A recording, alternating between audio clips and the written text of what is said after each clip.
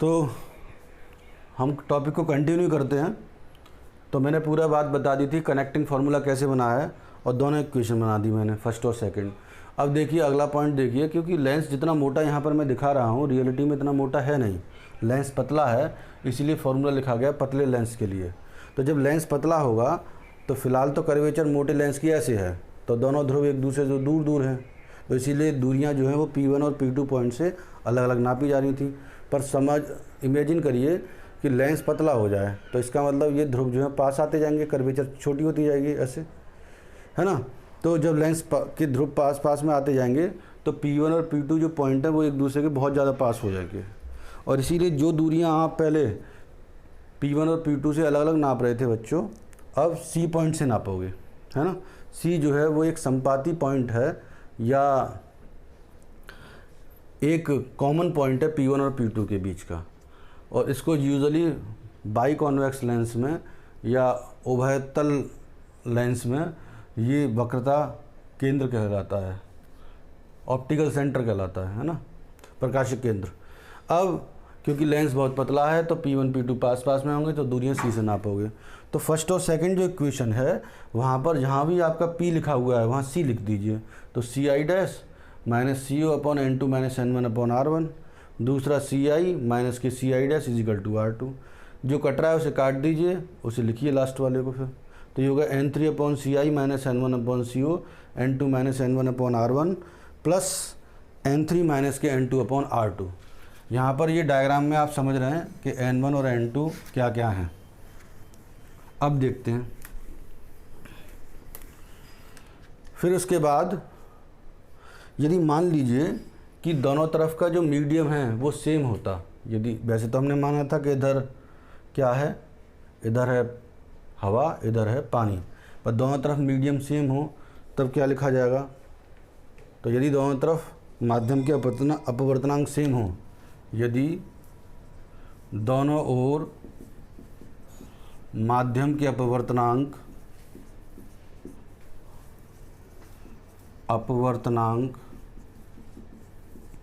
समान हो, तो जब माध्यम के अपवर्तनांक समान है तो N3 इज इक्वल टू क्या लिखा जा सकता है, N1।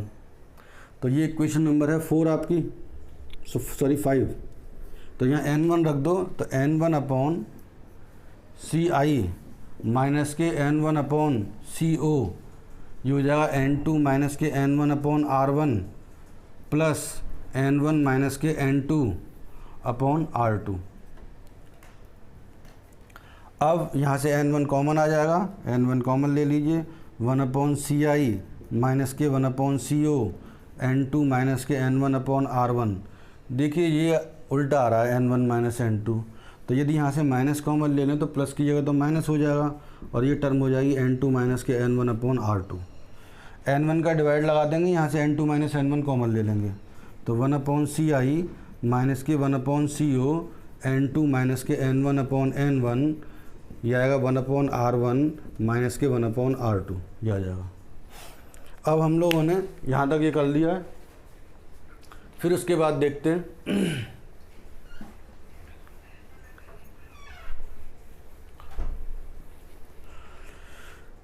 N2 में N1 का भाग लगाएंगे, इसको कहते हैं निरपेक्ष अपवर्तनांक, है ना। तो इसको लिखा जा सकता है N बराबर N2 अपॉन N1। इसको ऐसे तो लिखते थे 1 N2, जिसको बोला जाता था 2 विद रेस्पेक्ट टू फर्स्ट, इसीलिए लिखा गया N2 अपॉन N1। तो लगाएं, सॉल्व करें इसे, तो 1 अपॉन CI माइनस के 1 अपॉन CO, ये हो जाएगा N माइनस के 1 अपॉन R1 माइनस के 1 अपॉन R2। इक्वेशन नंबर 6 आ गई। देखिए C से लेके I तक के बीच का डिस्टेंस V कहला रहा है और C से लेके O तक के बीच का डिस्टेंस U कहला रहा है। तो इसीलिए 1 अपॉन V माइनस के 1 अपॉन U N माइनस के 1 अपॉन R1 माइनस के 1 अपॉन R2, ये टर्म आ जाएगी। अब लेंस फॉर्मूले से जानते हैं आप, using lens formula, 10th class में पढ़ा है लेंस के लिए formula 1 upon F is equal to 1 upon V minus के 1 अपॉन U, ये पढ़ा है आप लोगों ने। तो देखो हम जानते हैं 1 upon F is equal to हो जाएगा 1 अपॉन V माइनस के 1 अपॉन U। इसे इक्वेशन नंबर मान लीजिए 7, इसे मान लीजिए 8। तो 7 और 8 का कंपैरिजन कर दीजिए। देखिए 1/v माइनस 1 माइनस के 1/u, ये भी 1/v माइनस 1/u आ रहा है। इसीलिए समीकरण 7 और 8 से तो ये लिखोगे 1/f is equal to n minus के 1/r1 माइनस के 1/r2। ये फॉर्मूला आ गया। n यहाँ पर माध्यम का अपवर्तनांक है, जो लेंस का अपवर्तनांक होगा, और r1 और r2 जो है वो क्या है बच्चों, रेडियस ऑफ कर्वेचर है, वक्रता त्रिज्या। तो ये फॉर्मूला था। इसके अब पार्ट हैं, क्या क्या कंडीशन बन सकती हैं। तो देखिए केस फर्स्ट, यदि लेंस बाई कॉन्वेक्स हो, यानी कि उसको क्या बोलेंगे आप, उभय उत्तल, लेंस उभय उत्तल, लेंस उभय उत्तल हो तो R1 बराबर R2 ये लिखा जा सकता है। अच्छा, रेडियस ऑफ कर्वेचर में साइन कन्वेंशन भी लगाना होगा आपको। ये मैं पहले भी बता चुका हूँ आपको डेफिनेशन के दौरान कि कैसे R1 और R2 को पॉजिटिव और नेगेटिव लेते हैं। तो यदि यहाँ पर इसका केंद्र C1 है, इस वाली सरफेस का केंद्र C2 है, तो ये डिस्टेंस तो आपकी R1 हो जाएगी, and that is equal to plus R। क्यों? क्योंकि लाइट रे की डायरेक्शन में डिस्टेंस नाप रहे हो तो प्लस R। यहाँ पर ये डिस्टेंस R2 बराबर लिखा जाएगा माइनस के R, क्योंकि लाइट रे की डायरेक्शन के अपोजिट डिस्टेंस नापी जा रही हैं। तो इस वजह से R1 बराबर ले लोगे आप प्लस R, और R2 बराबर ले लोगे माइनस R। लेंस के अपवर्तनांक है 1.5, तो वैल्यू लगाइए तो 1/f बराबर लिखा जाएगा 1.5 माइनस के 1/r प्लस 1/r। तो सॉल्व करेंगे तो 1/f इजिकल टू होगा 0.5 इंटू 2/r। तो f बराबर क्या लिखा जाएगा, r। तो इसका मतलब है कि बाई कॉन्वेक्स लेंस जो होता है उसमें जो भी रेडियस ऑफ कर्वेचर दे रखी हो वही उसकी फोकस दूरी या फोकल लेंथ कहलाती है।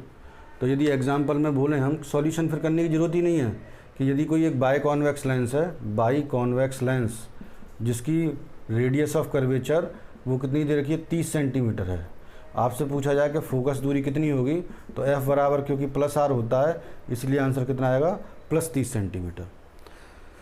अच्छा, कॉनकेव लेंस में ये सिनेरियो उल्टा हो जाता है।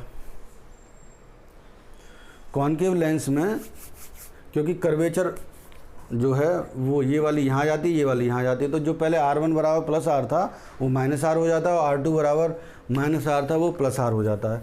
तो सिनेरियो जो इस तरह से होता है कि f is equal to minus R आ जाता है, और जब f is equal to minus R आता है तो फोकस दूरी ऋणात्मक हो जाती है, नेगेटिव हो जाती है। इसीलिए कॉन्वेक्स लेंस को नेगेटिव लेंस भी कहते हैं। बात क्लियर होगी? कॉनकेव लेंस को नेगेटिव लेंस भी कहते हैं। तो इसका मतलब यह है कि बाई कॉन्वेक्स लेंस जो होता है उसमें रेडियस ऑफ कर्वेचर और फोकल लेंथ एक दूसरे के इक्वल होती है। और क्या कंडीशन बन सकती है? सेकंड कंडीशन बन सकती है कि यदि if lens is plano convex, यानी कि एक हिस्सा तो प्लेन हो और एक हिस्सा कॉन्वेक्स हो। तो केस सेकंड है आपका, यदि लेंस समतलो उत्तल हो, समतलो उत्तल हो, उस केस में क्या करेंगे? तो समतलो उत्तल लेंस के लिए ये सिनेरियो बना आपका, ये ध्रुव P1 था, यहाँ पे P2 कह सकते हो, क्योंकि ये सरफेस कैसी है, प्लेन सरफेस है, इसीलिए R2 की जो वैल्यू है वो क्या लिखी जाएगी, इन्फिनिटी लिखी जाएगी, क्योंकि ये आप इसे कितना भी आगे और नीचे बढ़ा लीजिए ये कहीं प्रिंसिपल एक्सिस को काटेगी नहीं। इस वाले का कंप्लीट करें तो ये C1 हो जाएगा और ये डिस्टेंस हो जाएगी R1 बराबर प्लस R। तो ये R1 बराबर प्लस R लिखोगे, फॉर्मूले में लगाइए तो 1/f is equal to n minus के 1/r1 माइनस के 1/r2। तो 1/f इजिकल टू ये 0.5 हो जाएगा, क्योंकि 1.5 माइनस 1 0.5 हो गया, 1/r माइनस के 1/इंफिनिटी। इसका मतलब 0 हो जाता है, इसीलिए बच्चों f बराबर क्या लिखा जाएगा 2r। तो समतलोत्तल लेंस के लिए फोकस दूरी दोगुनी हो जाती है।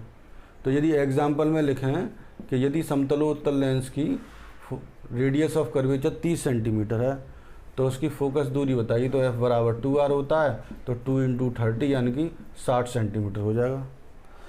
यदि समतलो अवतल हो तो उसके लिए सिनेरियो बस इतना चेंज होता है कि साइन कन्वेंशन चेंज हो जाते हैं, जो पॉजिटिव में आ रही है फोकस दूरी वो नेगेटिव में आने लग जाती है। तो ये इतना हिस्सा था जो हमने पतले लेंस के लिए किया, और इस पर बेस्ड न्यूमेरिकल फिर हम अगले वाले सेक्शन में करेंगे। Thank you and that's all for the day.